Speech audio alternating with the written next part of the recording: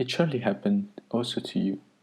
You want to do something specific with your computer, your smartphone, or any other piece of technology, but you do not know exactly how the tool should be used to do what you want to do. To solve this problem, one of the most common ways is to browse the internet or the instruction manual, and finally, if you're lucky enough, you find instructions which allow you to use the tool the way it's supposed to be used to do what you want to do. From this example, it is clear that to be able to interact with a computer, we need to learn to adapt ourselves to the very precise set of rules that the computer requires us to respect in order to understand us. This set of rules is what we call a protocol. The same problem as with the communication with computers, however, does not exist when communicating with humans or other living things. Indeed, in general, there is no need for instructions to know exactly what and how to say it to express a certain message to another person.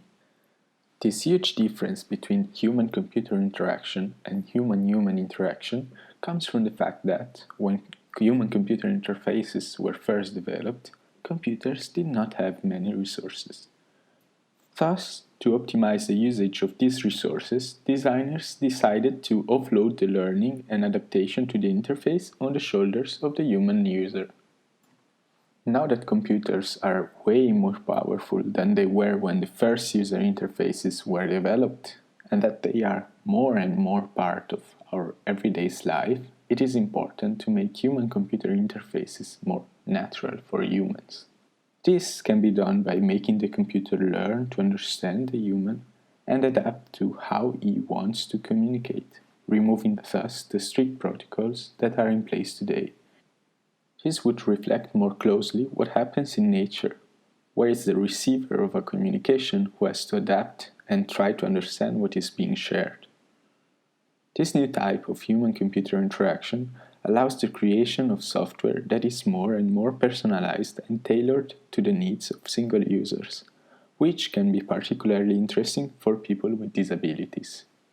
Such a paradigm would help create interfaces that are smart, robust, and accessible by design. The same principles could not only be applied to the interaction with computers, but also with any other type of artificial entity, such as, for example, smart cities. Last but not least, the title of this project is Phenotropic Interaction, because in academia we like to give difficult names to easy things.